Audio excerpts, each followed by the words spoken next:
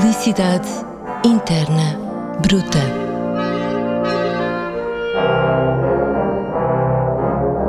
Em 1979, no filme Manhattan, talvez o primeiro em que o realizador homenageia uma cidade, Woody Allen, num célebre monólogo, faz uma lista das coisas que fazem a vida valer a pena. For me, Swedish movies, naturally. Marlon Brando, Frank Sinatra. Those incredible apples and pears by Cézanne. Mais de 4 décadas depois, e em tempos de guerra e peste, perguntamos a escritores, criadores, pensadores o que faz, afinal, a vida valer a pena.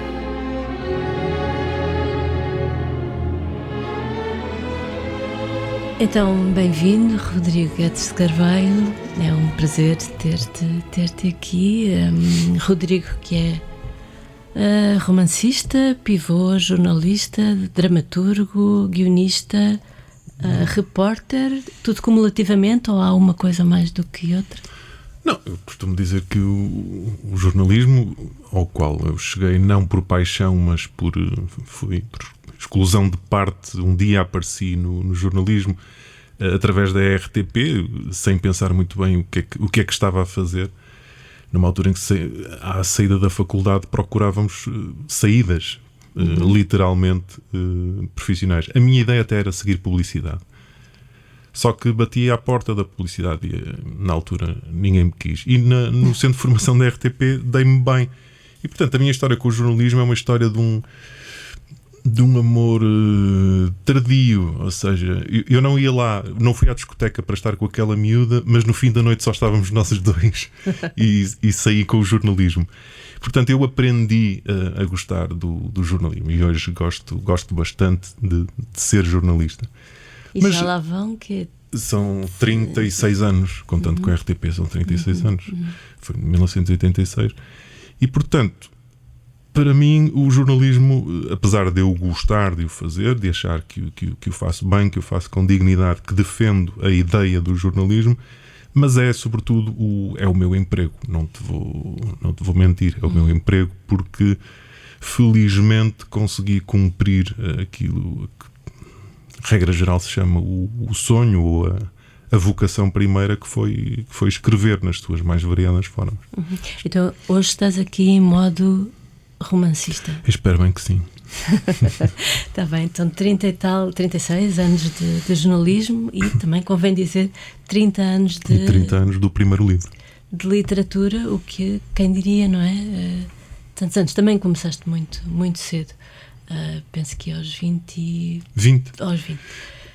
Na verdade, repara, eu escrevi, o primeiro romance foi publicado em 1992, mas a verdade é que foi escrito antes de eu ser jornalista. Eu escrevi-o no final da adolescência, com 20 anos, e só mais tarde é que fui jornalista. Portanto, ele estava na gaveta, não foi editado, mas estava escrito. Isso estava. Por isso é que dizes que a paixão do jornalismo foi tardia, porque a outra já era muito. A outra era, mas eu não acreditava.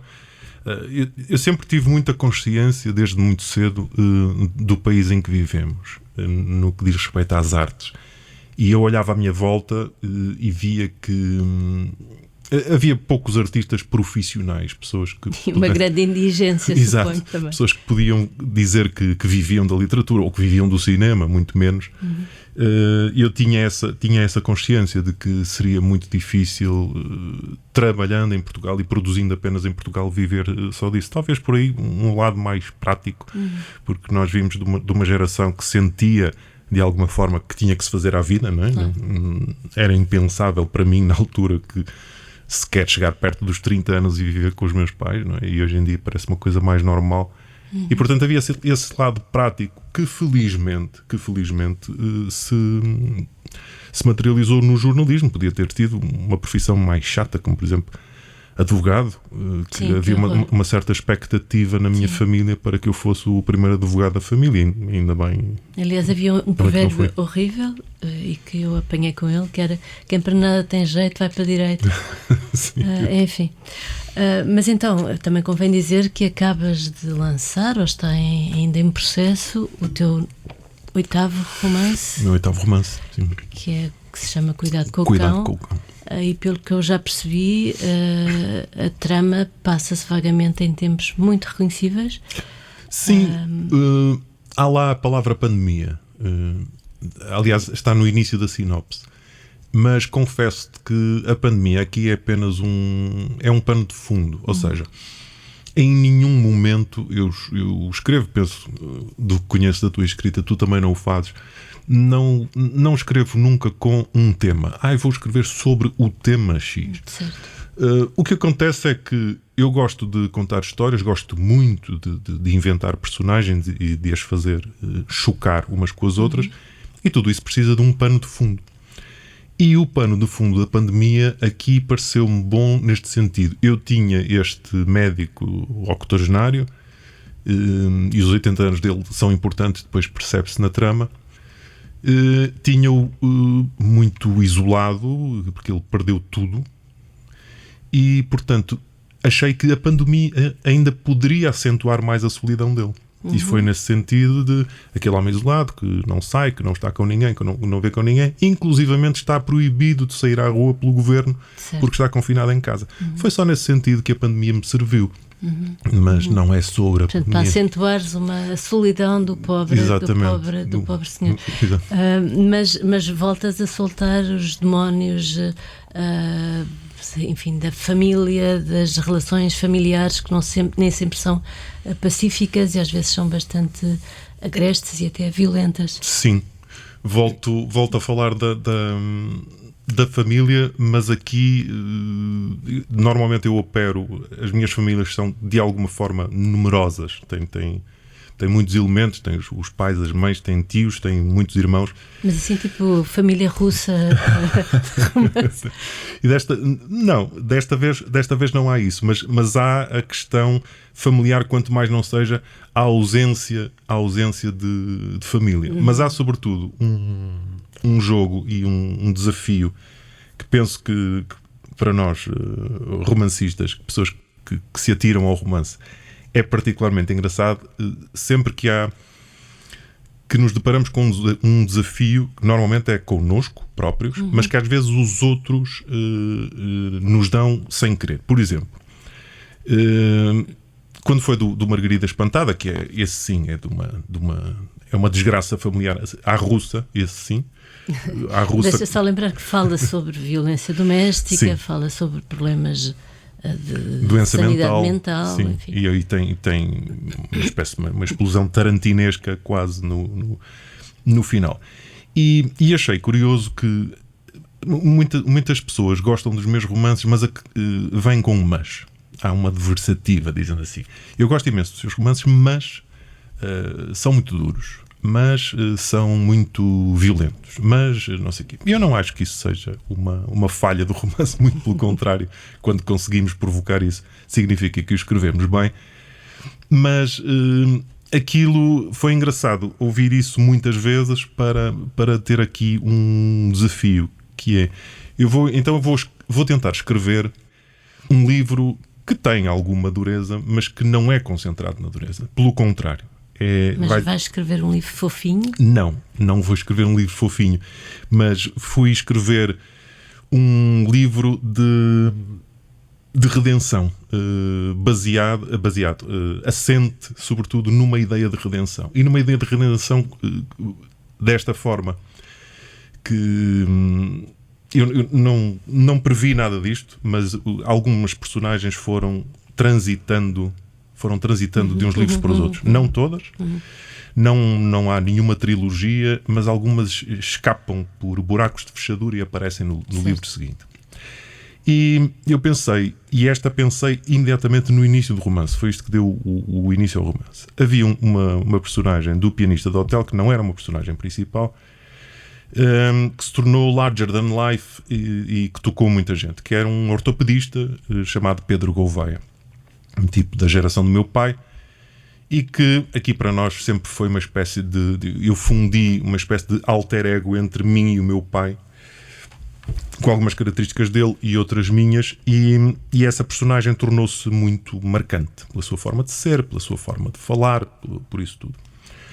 E é daquelas personagens secundárias, como às vezes nos acontece no cinema, que há uma personagem secundária que toma conta, rouba a cena e rouba o filme. E percebi que muita gente reparou nessa personagem. E muita gente comentou comigo que pena aquele fim do Pedro Gouveia, porque ele depois no Pianista do Hotel, isto sem estragar a leitura a ninguém, mas ele tem um fim abrupto e doloroso e de repente sai de cena com, já não me lembro, um AVC ou qualquer coisa. E eu lembro-me, não sei se te acontece esta dança com as personagens, eu lembro-me que quando decidi esse fim do Pedro Gouveia, quando escrevo o romance, escrevo todos os dias, preciso de escrever todos os dias para não perder a mão. Mas é assim, disciplinadamente. Sim. Ainda tens aquela coisa de começar no dia 14. Num dia certo. Sim. E estive portanto, ainda não começaste. Estive 3 dias parado. Porquê? Porque eu quase que tive que pedir perdão à personagem por ter que lhe fazer aquela maldade. Então hesitei, será que ele não merece este fim? Mas depois disse-lhe à personagem, lamento, mas este é o fim que melhor serve o livro. Portanto vai ter que ser assim. Mas fiquei o livro está primeiro, a literatura está primeiro. Exatamente. O que melhor serve o livro, meu caro Pedro, é que tu termines assim. Mas fiquei sempre com este remorso na cabeça.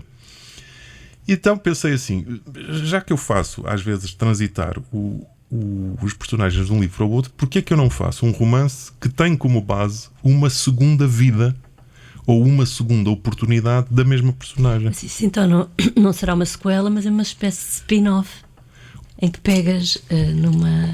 Exatamente. Eu pego com um desafio extraordinário para um escritor, e tu vais perceber isto melhor do que ninguém, que é construir um livro que seja apelativo àqueles que conhecem os livros anteriores, onde reconheçam as personagens, as piscadelas de olho, as referências, para eles tudo aquilo faz sentido, mas que seja um livro legível para quem nunca leu absolutamente nada meu e entra na minha literatura por este livro. Ele tem que ser compreensível, não é?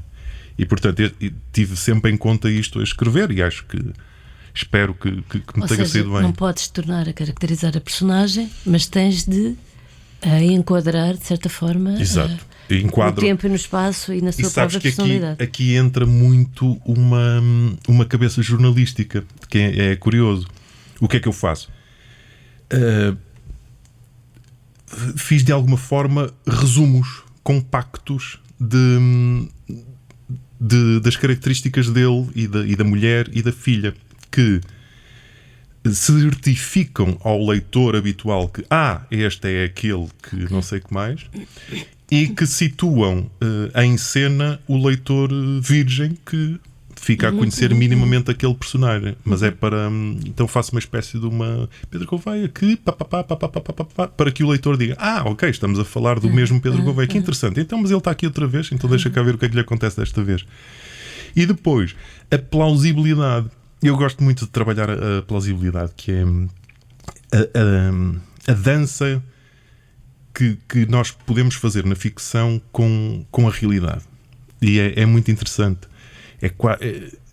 Tenho-me lembrado muitas vezes do Zelig, do Woody Allen. Certo. Então o que é que acontece? E já vai havendo leitores que percebem isso. Tudo o que se passa no livro é verificável, é confirmável, do género. No Margarida Espantada, o casal que eu desenhei, que eu construí, a certa altura, eles vão, que tem um problema terrível familiar, conjugal, então ele faz aquele clássico, vai com a mulher para a Gorongosa. Então vamos fazer um safari para tentar salvar a nossa relação, não sei o quê. Bom, e vão para a Gorongosa, mas ele, como é um tipo de negócios, depois vai fazer um voo de Moçambique para Angola. Já agora, antes de irmos para Portugal, vamos para Angola. E o que é que se passa? Eles vão, isto é uma coisa horrível, eles vão no voo de Moçambique para Angola e, a meio do voo, o piloto suicida-se, no sentido de Espanha, o avião com todos os passageiros lá dentro. Mas isso aconteceu mesmo? E isto aconteceu. Ou seja, eu tinha uma ideia de que isso tinha acontecido quando aconteceu esse horror aqui na Europa, num voo de Barcelona, do Germanwings, que foi uma coisa mais recente, Sim. eu lembro-me que tinha referência, não, mas isto já aconteceu, ainda por cima aconteceu num espalope qualquer, e fui verificar, e eu tinha conhecimento desse voo. Então o que é que aconteceu? Quando eu estava a escrever, não pensei nisso até os colocar na Gorongosa. Então estou a escrever e digo, pronto, eles estão aqui, aquela coisa parece que está tudo bem outra vez, mas depois há uma tensão. Então estou concentrado no drama conjugal deles.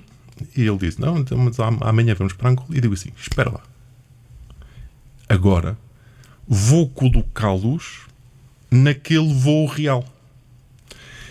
E então isto é talvez o exemplo maior do que eu tenho vindo a fazer em muitos dos meus livros, que é colocar as minhas personagens que não existem em acontecimentos reais. No fundo é lançar as âncoras para a realidade, não é? Que eu acho que pode ser interessante, e que o leitor pode reconhecer. Que o leitor pode, assim que ele perceber que eu faço isto, o leitor quase que pode ler o meu livro com a Wikipédia aberta ao lado, ou o Google, ou seja o que for.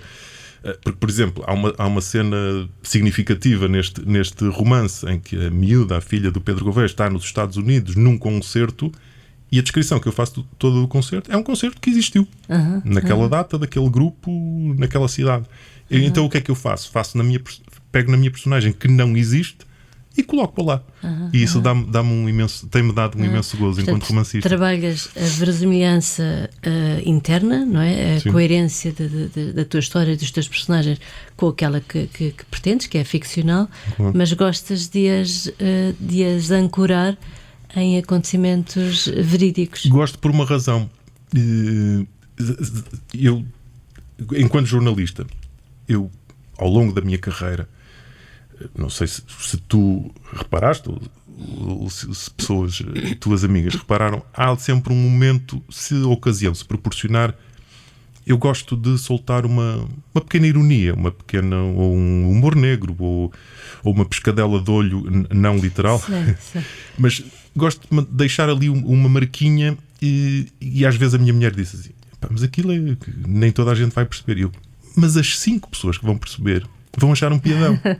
E portanto não me importa. Mas é tipo aqui uma assinatura. Não o faço. Ou seja, eu não tenho, nunca estou a pensar nisso. Agora, há momentos, uma situação qualquer que ocorre em direto, uma reportagem que eu não vi e que no seu final tem uma coisa que me surpreende. Sim. Não, já vi isso diversas vezes. Pronto, e eu gosto de reagir ali naquele momento. Normalmente, sobretudo, gosto de reagir neste sentido, que é dizer uma coisa com sentido de humor, mas com a minha cara séria.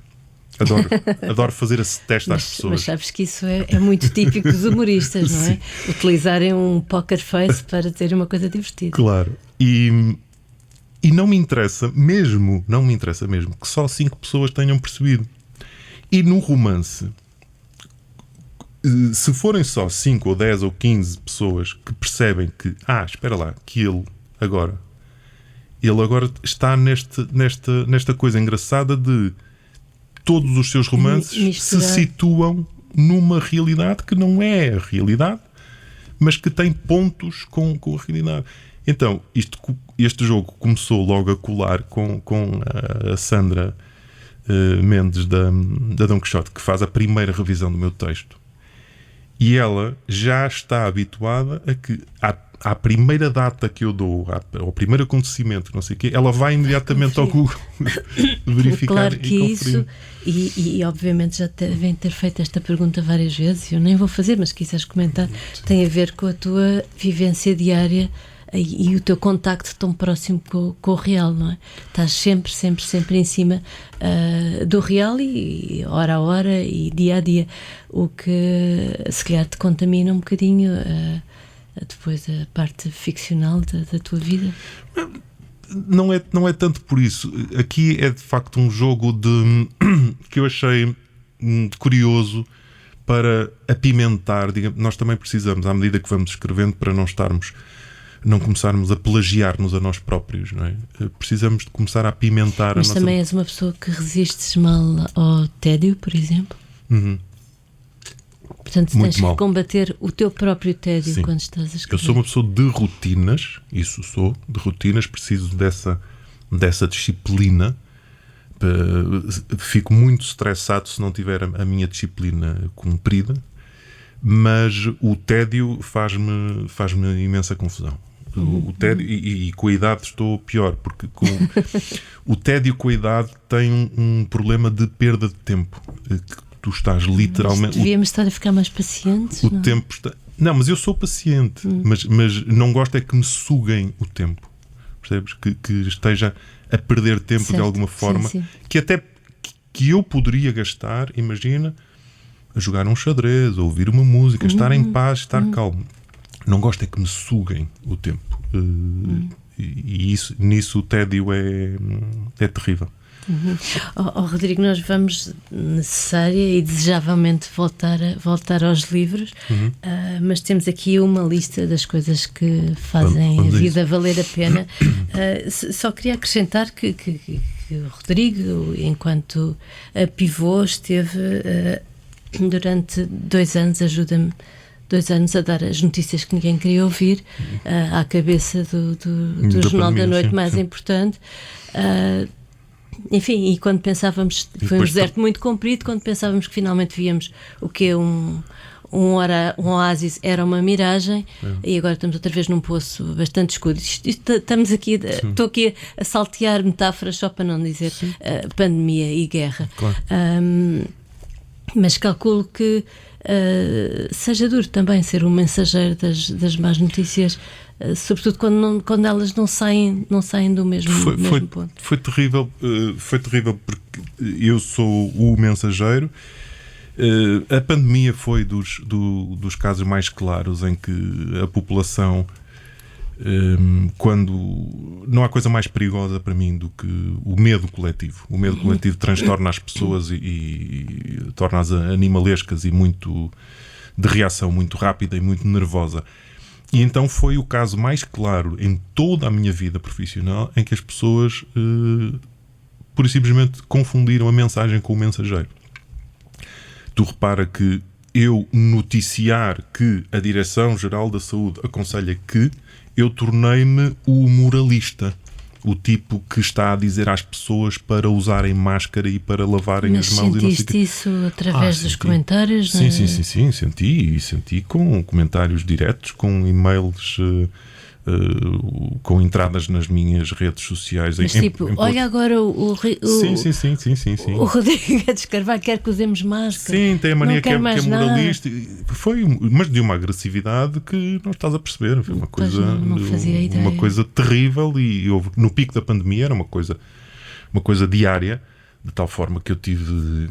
Mas imagina, eu nas redes sociais tinha um post qualquer que era eu com o meu cão no Alentejo, e as pessoas iam lá a esse post deixar comentários sobre a pandemia. Uma histeria coletiva, uma loucura total. E nesse aspecto foi muito difícil gerir, porque eu estava a tentar gerir a pandemia como tu, ou seja, como cidadão que agora tenho que ver a que horas vou ao supermercado e levo as máscaras, e houve aqueles primeiros tempos em que tínhamos que tirar os sapatos e desinfetar do pacote de arroz e aquelas loucuras todas, e depois vinha um virologista, dizia uma coisa e outro dizia outra, não sei o que mais. Tive que viver isso na pele de cidadão, que tinha que gerir a minha vida, e depois como a voz que à noite dizia às pessoas em que ponto estávamos. E precisamente quando esse momento foi dos mais terríveis que eu vivi este ano, quando, como tu dizes bem, quando estava a haver uma certa luz, e eu até estava a dizer, costumava, se bem te lembras, nós tivemos um quadro diário, que era uma coisa, já não podia, já deitava aquilo pelos olhos. Não sei quantos casos ativos, não sei quantos internados, não sei quem, não sei o que mais. E eu dizia lá aos meus amigos do estúdio, os meus colegas, diziam assim: eu sonho com o primeiro dia em que eu não tenha que dizer este quadro. Eu sonho com esse dia. E esse dia chegou com a guerra. exatamente. É tremendo. Como rebentou a guerra, subitamente aquele quadro foi à vida. Nunca mais o demos, nunca mais olhamos. olhamos. Está aí, aliás, na China já foi uma série de medidas. Uma coisa. Agora lembrei-me, eu tenho uma memória muito porosa, e se não fores tu, não faz mal e não se corta, eu assumo que pode não ser. Há bocadinho disseste que às vezes gostavas de dizer coisas extra noticiário, mas que estivessem relacionadas com aquilo que acabaste de dizer. Eu lembro de uma frase tua a propósito da pandemia, em que disseste qualquer coisa como isto: temos que fazer dos nossos sofás as nossas trincheiras? Não foi isso. Foi que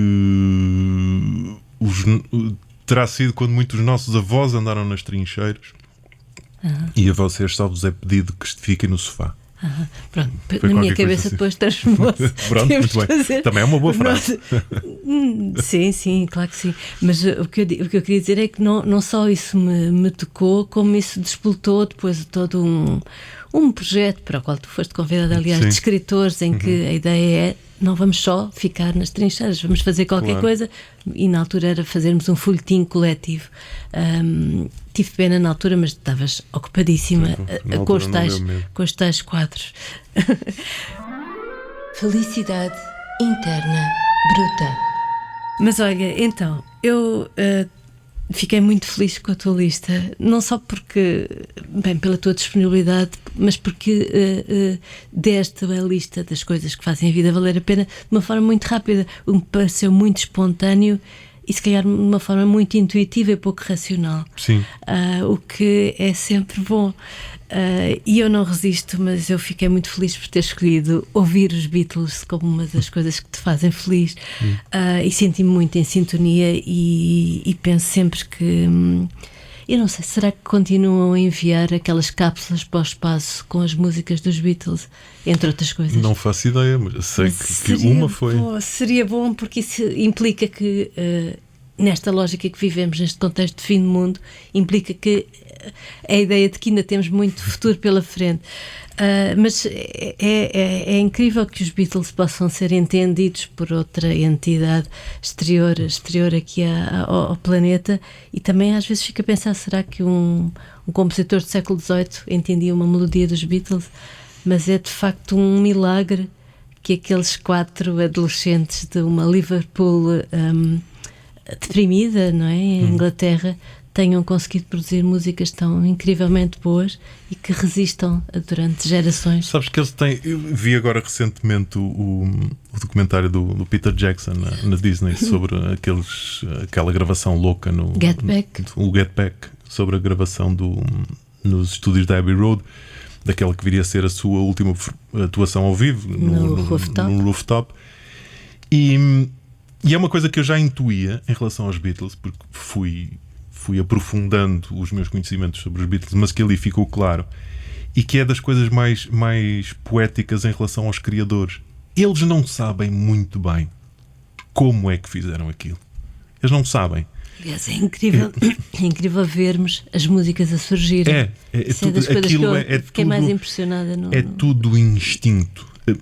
Por exemplo, eu assim que comecei a falar mais com pessoas, a conhecer mais pessoas ligadas à música no sentido académico e científico e conhecedor todos eles referem que os Beatles, eles sabiam muito pouco de música. O próprio George Martin, o produtor deles, dizia que eles sabiam pouco de música no sentido teórico.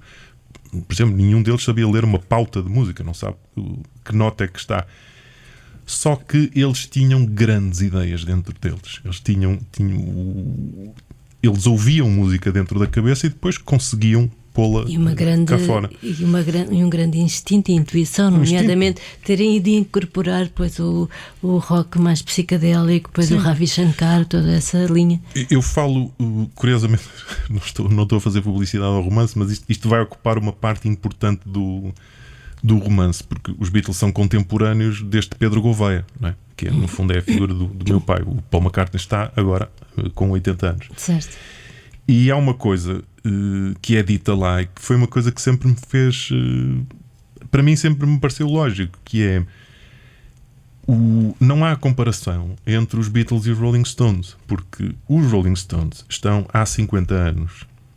Nós hoje admiramos os Rolling Stones porque eles estão vivos, basicamente.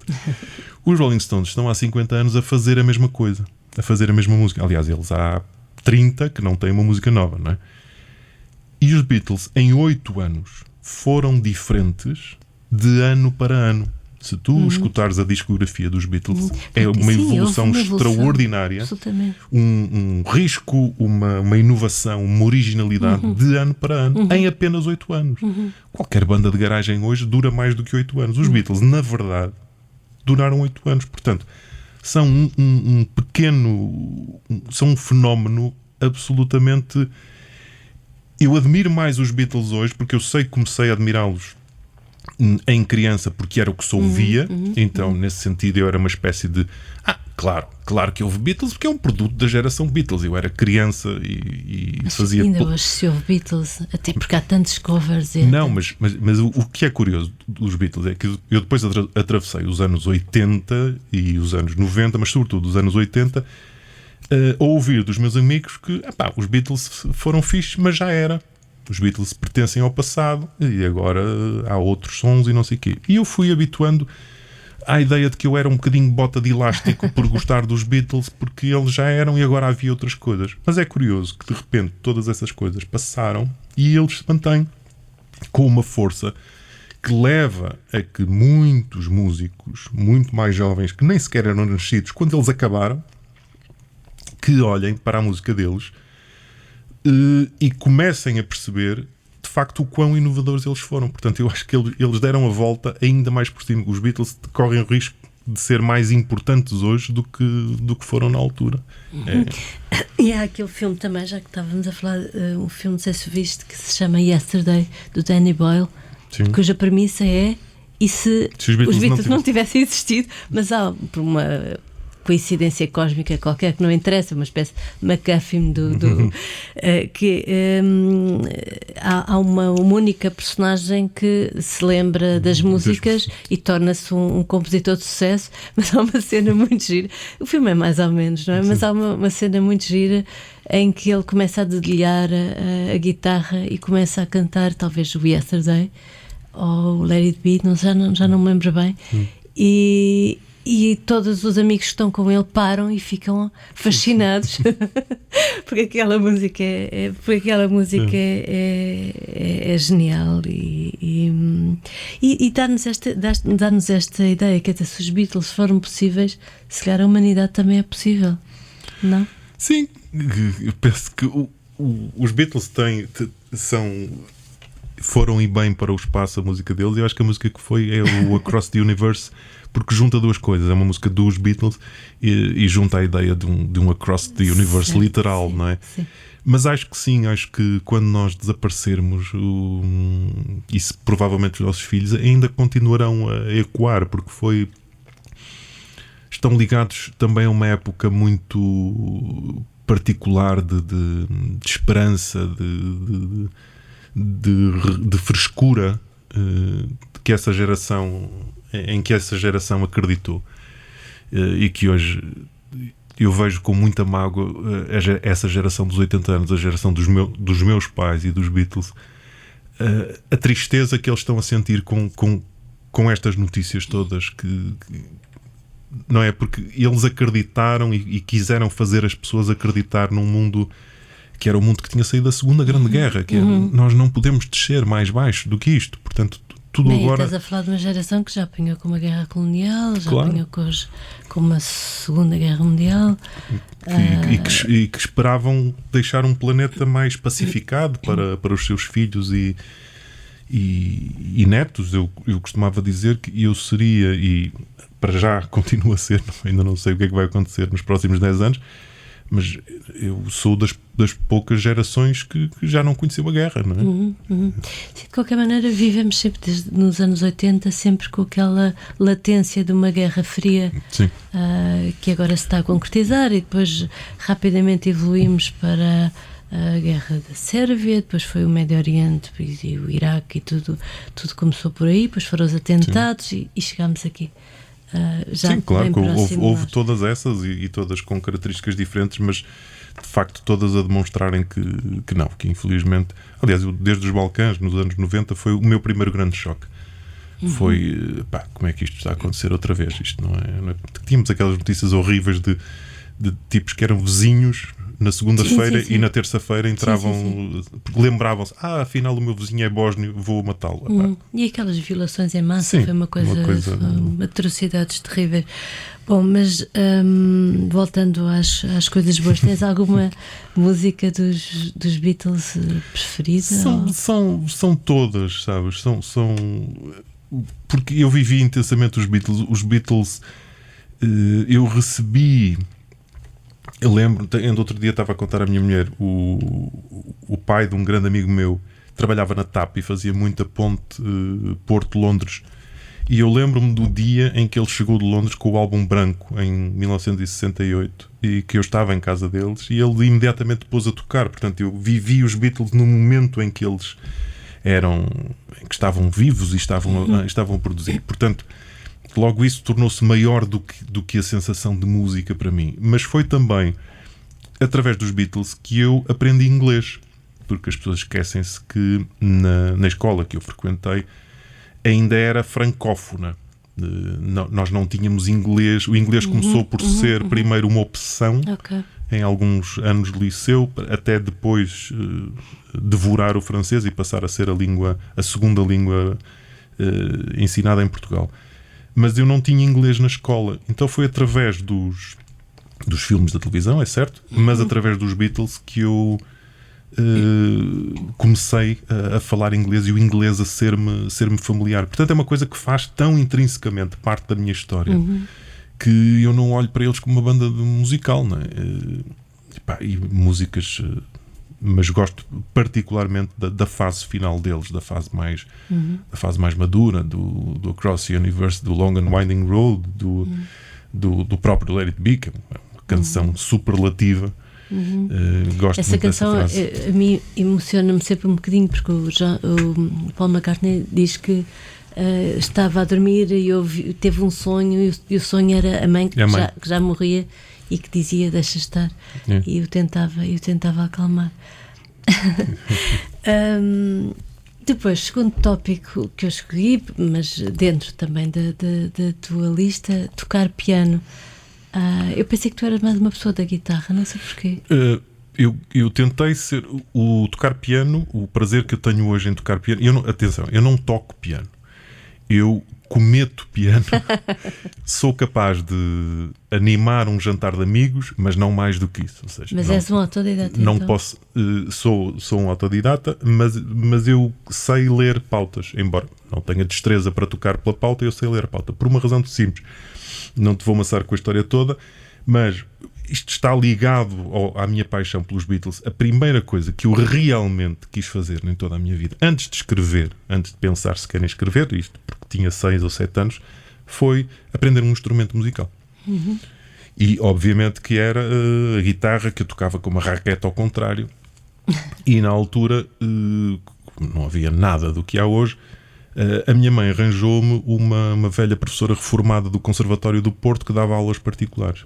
Só que aquilo correu muito mal. E é engraçado como a experiência de um professor, a experiência que nós temos com um professor, eu tive outras no liceu também, fundamentais na minha vida, para o bem e para o mal, e esta mulher, ela matou em mim o sonho da música. Ela castrou-me tanto, bateu-me tanto nos dedos, fez-me tanto viver um horror, porque ela ensinava guitarra clássica,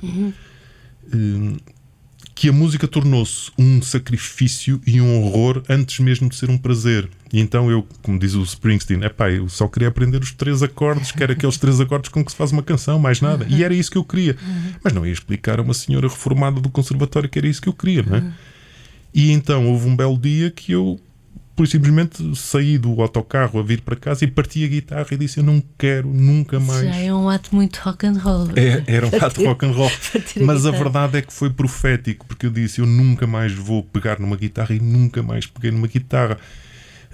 E, portanto, quem faz música sabe que a primeira coisa que se perde é a destreza muscular, não é? Se nós não praticarmos a música.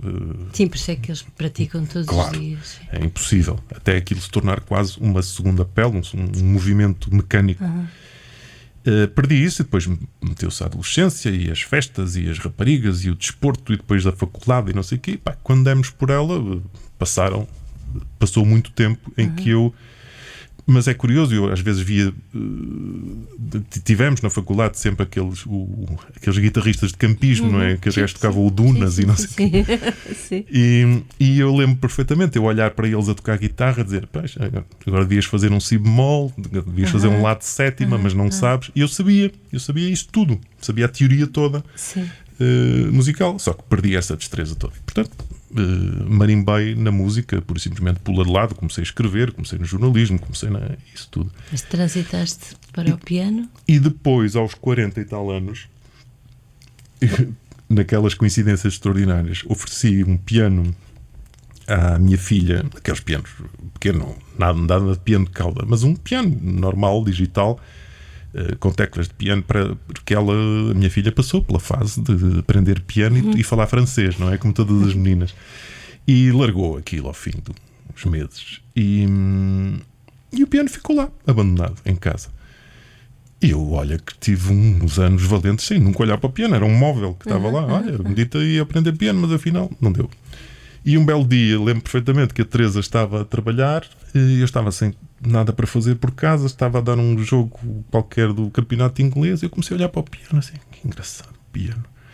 E a primeira coisa que me aconteceu foi pensar no Let It Be, precisamente, que é talvez as pianadas mais emocionantes da minha vida. E eu disse assim, o gozo que deve ser tocar o Let It Be. E então avanço para o piano com os conhecimentos teóricos que eu tinha da guitarra e da teoria musical. E o que é que acontece? Quando eu chego ao piano, a primeira coisa que penso é que as notas abertas da guitarra, ou seja, se não estiveres a mexer na guitarra, certo, sim. as cordas é Mi, Lá, Ré, Sol, Si, Mi. E o nosso ouvido conhece aquela cadência do Mi, Lá, Ré, Sol, Si, Mi. Então o que é que eu fiz? Fui ao piano procurar o Mi. E assim que reconheci o Mi, disse, bom, então se está aqui o Mi, o Lá está aqui. E o Ré está aqui. Sabes posicionar os dedos? Sei. Quer dizer, sei onde é que estão as teclas. E comecei por instinto, sabendo onde é que estavam as notas, a começar a compor os acordes e aquilo tudo, e comecei a usar as duas mãos? A tocar. Sim, de forma muito, muito... Mas sabes que os Beatles também tocam muito mal piano. Qualquer pianista te diz que os Beatles tocam mal piano. Como qualquer músico te diz que o Bob Dylan não sabe cantar nem tocar harmónica. Só que aquilo é... Mas sabes que o piano, curiosamente, é aquilo que mais se assemelha à mecânica da escrita, a partir do momento em que inventaram as máquinas de escrever, não é? Portanto, mas eu aí tu... portanto, talvez tenhas alguma prática de muscular de não tem teclar não tem a ver com isso, que eu computadores e pianar. Eu toco muito mal. O gesto de tocar é muito mau, é muito amador. Eu tenho uma grande capacidade também intuitiva através da teoria musical, de saber que o que fica bem a seguir ao Lá é o Ré, e que depois do Ré fica bem um Sol, e que o Sol se calhar aqui faz Sol menor em vez de Sol maior. Isso sei. E achas que se conseguisse exprimir de outra forma, da maneira que gostavas, chegando ao ponto em que achavas aceitável, achas que se conseguisse chegar a esse ponto, escreverias? Ou bastava-te outra forma de expressão musical, por exemplo? Nunca saberemos, não é?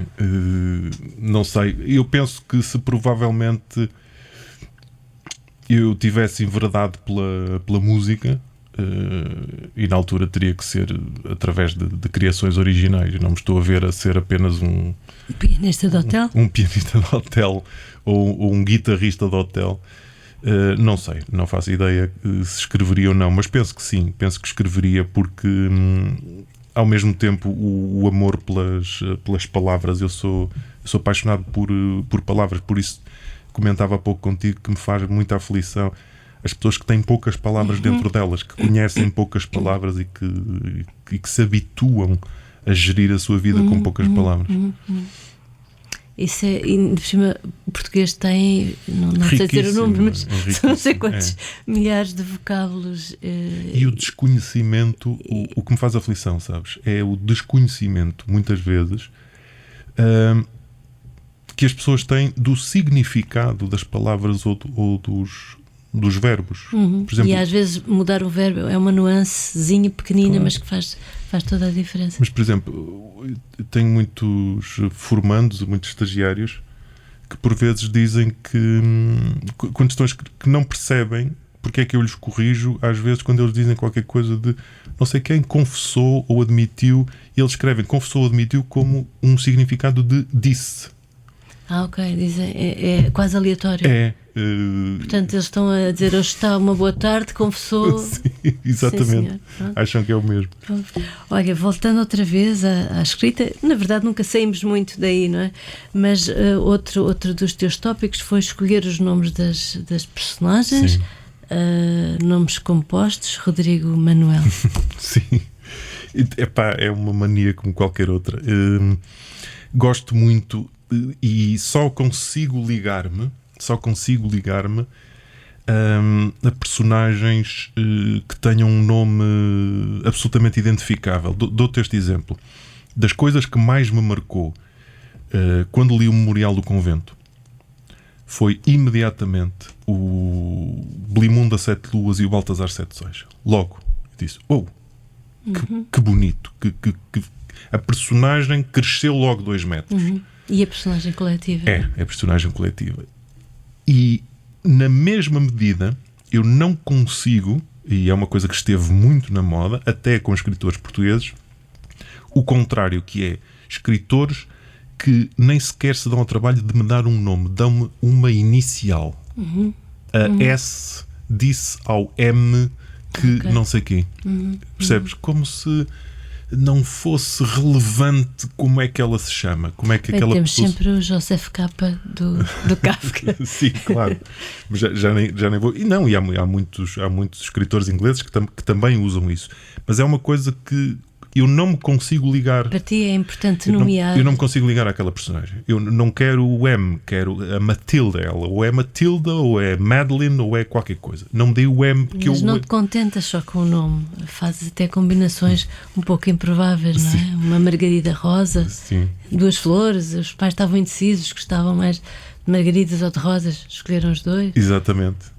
Que é uma forma de brincar. A ficção permite-nos isso, porque na verdade eu pensei em Margarida Rosa porque me lembrei do nome da irmã da Rainha de Inglaterra, que era Margaret Rose. Mesmo? Existe mesmo Margarida Rosa? A irmã alcoólica e Valdevinas da Princesa Margarida, que morreu com cancro no pulmão, fumava e não sei o quê. Sim. Que era uma playboy feminina do seu tempo. Era Margarida Rosa. E eu gosto dessa. E a irmã, Joana Ofélia. Então é uma combinação. Eu gosto dessas improbabilidades. E gosto dos 2 nomes, acho que lhes confere. Olha, vai conferindo alguma marca de autor, pelos vistos, porque há muitas pessoas que já me vão reconhecendo como alguém que utiliza sempre os 2 nomes, mas, hélas, neste livro, não.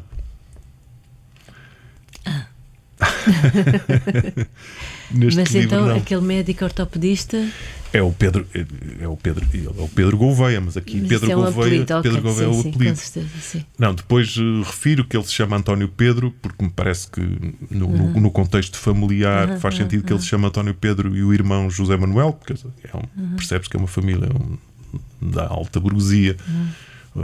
Com esses nomes que vão passando de pais para filhos. Mas de qualquer maneira dá-te gozo batizar os personagens. Dá-me gozo, e não só. Imediatamente começo o desenho da personagem começa por aí. é-me impossível estar a trabalhar um livro em que eu ainda não decidi se ela será Manuela ou Laura. Eu não consigo. Eu tenho e só que depois decidir... daí é que te aparecem feições, Sim, personalidade. que tem a ver com essa sensação quase corpórea do nome, porque, por uma razão muito simples, o nome é talvez a única coisa que nasce contigo e morrerá contigo, e que tu carregas uma vida inteira. E eu percebi desde cedo o que é que as pessoas que têm um nome de que não gostam sofrem. Porque sofrem mesmo. E eu que sempre tive a sorte de gostar muito do meu nome, e não era um nome nada vulgar na minha geração. Há muito poucos Rodrigos da minha geração, já da geração do Também há filho. poucos escritores Rodrigos. Não, eu sempre gostei do meu nome e sempre tive amigos que tinham nomes dos quais não gostavam, e que, por exemplo, tinha um amigo que se chamava Aristides. Sim, compreende-se. Apesar de ter uma carga histórica que até poderia ser. Mas ele não gostava daquele nome. Ou um outro que era, sei lá, Alcides, ou sei lá, pessoas desconfortáveis com o seu nome. Então o que é que acontecia? Sempre que alguém, por uma razão ou outra, se fosse um jantar de amigos, que lhe pergunta o que é a coisa mais normal, e você como é que se chama? Então, não é? Estamos numa vernissagem e alguém nos pergunta como é que se chama. E era um sofrimento para ele dizer que se chamava Aristides. E eu fiquei a pensar, como é que isto condiciona aquilo que foi uma escolha dos nossos pais, como é que condiciona a nossa vida. E, portanto, o nome não é uma coisa despicienda, não é um pormenor, não é a mesma coisa ela chamar-se assim ou assada. E, portanto, a partir daí eu gosto muito da questão dos nomes. E, talvez, se calhar, a questão dos dois nomes esteja ligado ao facto de eu sempre que ouço a voz da minha avó, ouço a chamar-me Rodrigo Manuel.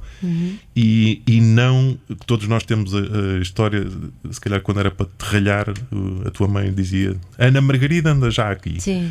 Não é? Na minha avó, ao contrário, era sempre uma ternura. Ela chamava-me Rodrigo Manuel normalmente, e portanto eu associo sempre esse... Como eu escrevo sempre... escrevo de uma forma muito musical, não é?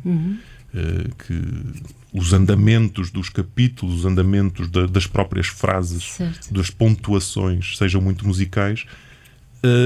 A certa altura faz diferença que a personagem tenha um nome ou dois. Até pode às vezes fazer falta numa frase, que para equilibrar uma frase, Sim, usares os dois nomes. Completamente. E também, repara, não deve haver na literatura muitas Joanas Ofélias. Sempre ficas com uma personagem que é só a tua. Depois, aqui, continuando a lista, a luz do dia, falas da luz do dia, que eu suponho que é algo que te falte no teu dia-a-dia profissional. Estás sempre com luz artificial. Mas é uma coisa que eu trago desde miúdo, e é talvez a maior herança que eu recebi do meu avô. Uma das lembranças mais remotas que eu tenho do meu avô era quando estava à noite. O meu avô era professor catedrático na Faculdade de Engenharia, e portanto tinha aqueles horários 9 às 6. Portanto, ele chegava ao final da tarde a casa. E eu vivi muitos anos com os meus avós numa vivenda na rua de Pinheiro Manso, no Porto. E eu tinha chegado da escola e estava, sei lá, a fazer os trabalhos de casa, ou a ler, ou seja o que for. E o meu avô chegava, ia pousar o casaco, não sei o quê, vinha para a sala. Muitas vezes estávamos em silêncio, um silêncio cúmplice, mas eu lembro perfeitamente que assim que começava a anoitecer, a cair a noite, a primeira coisa que o meu avô fazia, ia fechar as portadas rapidamente e acender todos os abajures.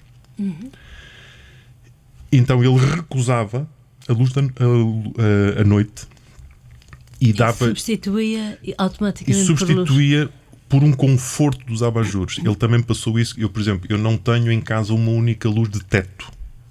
Todas as minhas luzes são indiretas. São luzes de ambiente. São tudo luzes de ambiente. Abajures. Prefiro ter 6 abajures a ter uma luz de teto. E o meu avô recusava, não queria ver a noite. Não queria. Curiosamente, no seu declínio e numa fase em que ele já não estava cá, estava acamado, de fraldas, completamente já ausente. E é curioso que de noite ele ficava agitado. Percebes? Quase inconsciente. Havia quase uma angústia. Quase num coma. Eu não sei se aquilo tecnicamente foi um coma, mas ele de dia acalmava e à noite ficava agitado. Curiosamente. Quase e tu também sentes assim alguma inquietação? Não gosto da noite. Não há nada. É qualquer coisa que nos vem, se calhar, do tempo das cavernas em que éramos comidos por sim, mas feras noturnas. Mas como sabes, há muita gente que só funciona à noite. Há muita gente que é noctívaga, que não gosta. É o teu caso? Que gosta. Não. Não trabalhas à noite? Não escrevo à noite. Eu era o miúdo que eu acordava a minha mãe para ela me levar à escola. Eu aparecia-lhe no quarto vestido, dizer: mãe, são horas de me levar à escola. Eu levanto-me 6, 7 da manhã, estou a pé. Agora, então apanhas os primeiros raios. Sim, e a felicidade que é para mim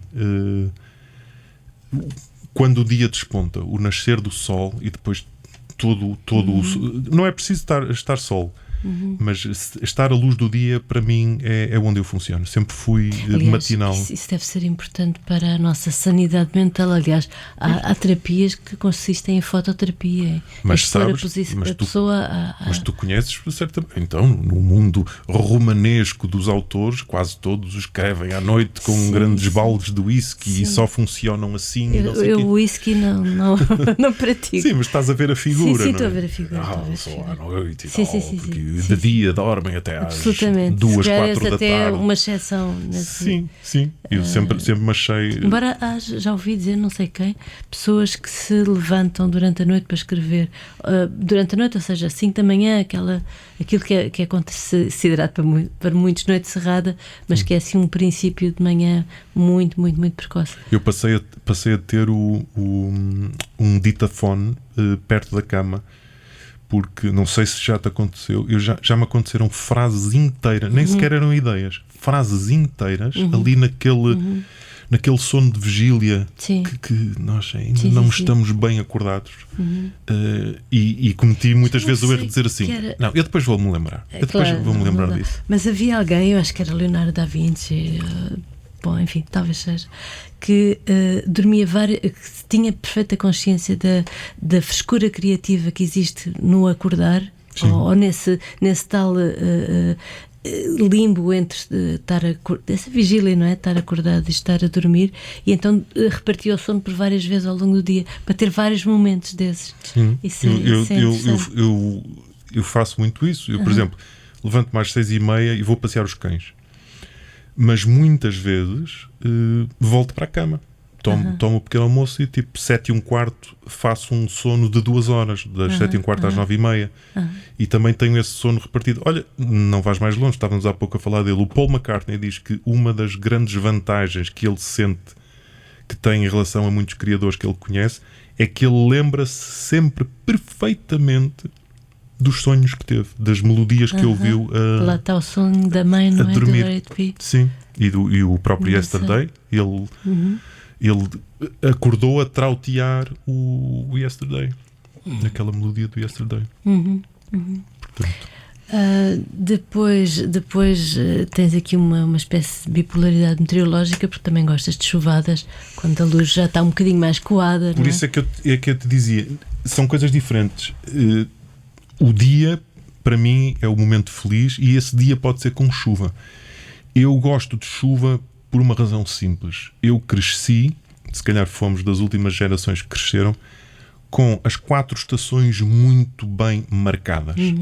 E isso era muito importante para mim, sentir que havia um tempo de primavera, havia um verão, havia um outono, em que as folhas começavam a cair, começava a vir um pouco mais frio, e depois havia o inverno, onde chovia e estava vento. Hoje em dia é uma dor de alma. Repara, tu já não vês uma criança de galochas, que era uma coisa que se usava imenso. Nós tínhamos. Não sei se seria assim muito saudável.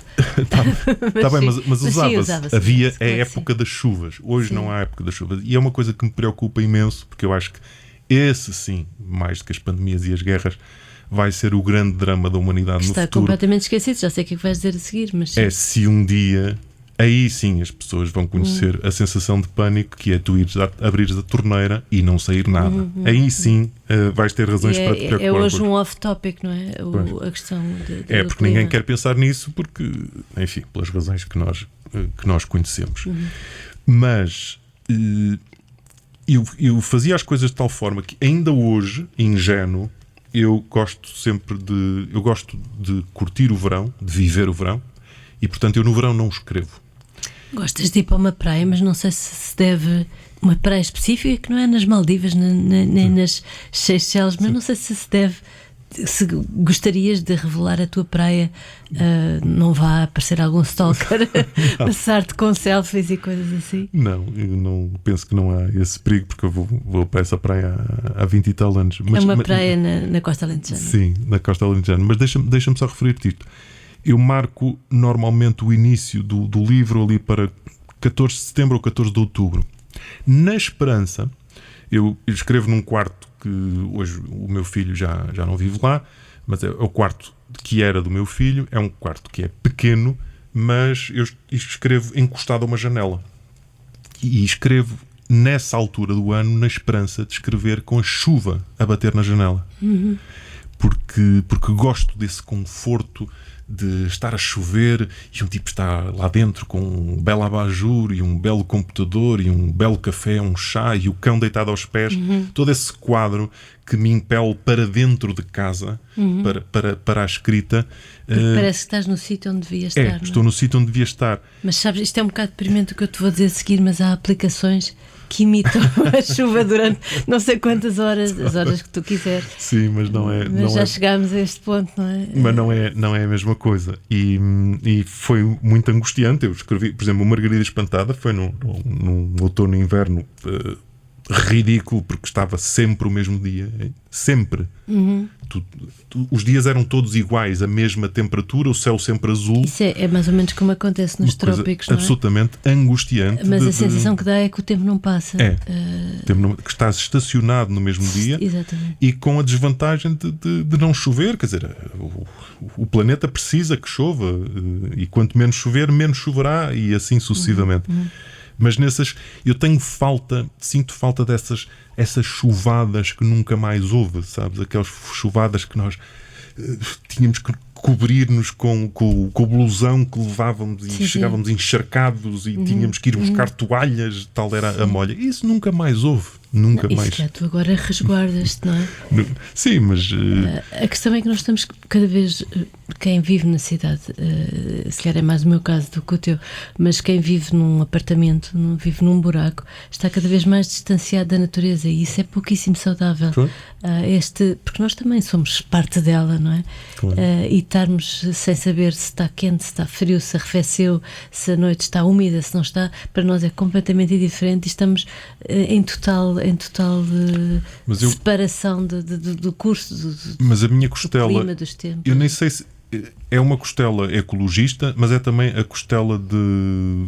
Eu se calhar também tenho alguma paranoia com os rituais e com as disciplinas, mas faz-me imensa falta não haver estações do ano. Eu gostava essa previsibilidade de saber que no outono está aquele tempo e que o verão é que é... Por exemplo, também as próprias noites de verão desapareceram, aquelas noites de verão da nossa infância, que tipo andava de t-shirt na rua, isso também desapareceu.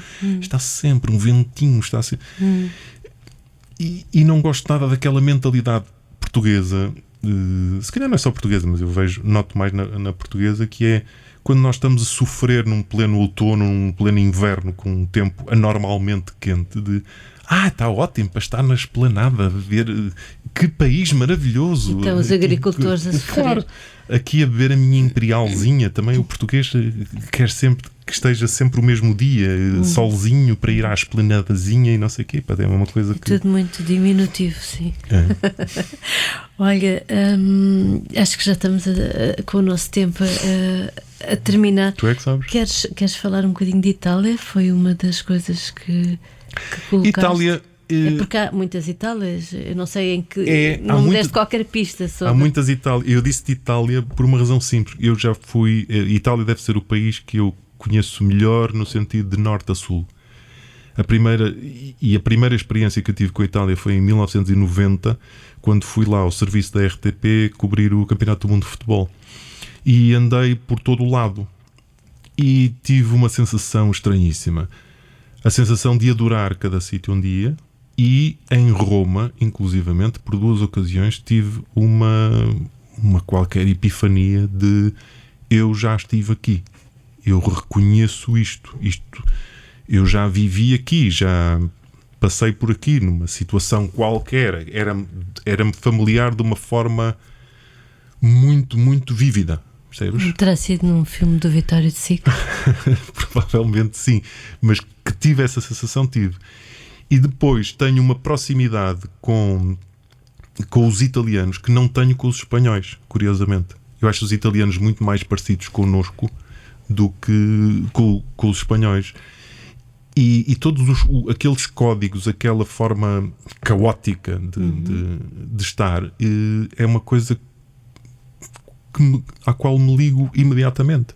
Eu tenho uma amiga minha que diz: pois, mas tu estiveste sempre a Itália na posição de turista. Se vivesses lá, davas em maluco. Porque eles levam o seu caos à quinta casa. Sobretudo se vais descendo para o sul. Claro, provavelmente. Mas eu estive no sul, estive em Bari, estive em Nápoles. Ainda agora fui mostrar há 2 anos Nápoles à Teresa, que ela não conhecia. E Nápoles é fascinante de tão feio e perigoso. Exato. De tão feio e perigoso. Mas é overwhelming, é fascinante. Sim, mas é bom sair de Nápoles também, não é? Sim. Encontrar um bocadinho da ordem portuguesa, vejam Claro. só. Mas Itália muitas motoretas, muitos casacos de napa preta, Sim. muito lixo, muito barulho, Certo. muito caos, muita. Mas os italianos. Agora vamos um bocadinho mais para o centro e norte. Pronto, esquecendo esse. Nem os do norte são quase alemães, não é? Mas os italianos têm um sentido do belo, não é? Tem uma procura, por vezes, talvez, que pode roçar o patético. A Teresa diz que todos os homens italianos parecem metrosexuais. E eles têm uma procura da estética, uma preocupação com a estética, que tu vês, pá, que é difícil encontrar. Mais do que os franceses? Eu acho que sim, sabes? Acho que sim. Eu encontrei mais em Itália. É difícil encontrares um italiano onde tu não notes que ele teve algum cuidado em conjugar o cascol com o casaco. Percebes? Vou passar a reparar nisso. Não, eu gosto, quer dizer, reparo nas marcas italianas e tudo isso, mas assim na rua nunca tinha reparado. A não ser, quer dizer, viras uma esquina e ficas deslumbrado, claro, com aquilo que vês, não é? Mas estou a falar de património. Sim, mas isso do património também é extraordinário. E depois a gastronomia, não é? É uma coisa. É superlativo tudo aquilo. Eu nunca comi mal em Itália. Posso comer menos bem. Nunca comi mal nesse aspecto. Acho que é também muito parecido com Portugal. Mas tem o prazer da vida e beijam-se e abraçam-se e são um povo muito, muito caloroso e que terão, obviamente, todos os seus defeitos e os seus subúrbios e as suas caves terríveis, mas é um país que me fascina. Provavelmente o único país onde eu equacionaria viver. Mas tu és uma pessoa calorosa em termos de personalidade? Sou. Não sou, enquanto eu sei a minha exposição pública, e naturalmente quando eu saio à rua eu estou imediatamente em modo defensivo. E o modo defensivo pode ser, a cara fecha-se um pouco, porque eu nunca sei de que forma vou ser abordado. Mas és muito massacrado? Não. Curiosamente não sou e não tenho que me queixar. Raramente tive abordagens agressivas ou desagradáveis. Mas já tive. E sei que isso se deve à minha exposição pública. E, portanto, eu aciono de alguma forma um mecanismo de defesa. Quando me apanhas sem necessidade desse mecanismo de defesa, isso aí sou És o joy of the party. Sou caloroso o suficiente. Tínhamos aqui se calhar poderias falar mais, mas acho que não temos tempo. Já me estou a fazer sinais que não, sobre a tua praia, mas já sabemos onde é que é e calculo que seja ventosa, fria, mas... Não, mas para mim a única coisa que direi sobre a praia é que foi uma descoberta tardia na minha vida, porque eu passei a infância nas praias do norte. Bom, então aí já... Portanto para mim foi a coisa mais... Foi parecida mais com as Seychelles que eu encontrei. Foi isso. Muito bem, olha, muito obrigada. Obrigado, eu. Gostei muito, tenho pena de não termos podido prolongar, mas de facto também o que importa é ir de encontro aos teus ouvintes e aos teus leitores, obviamente. Claro. Portanto, cuidado com o cão e até à próxima, Rodrigo. Obrigado. Este é um podcast criado por Ana Margarida de Carvalho para a Câmara Municipal de Lisboa. A sonoplastia é da autoria de Fernando Figueiredo.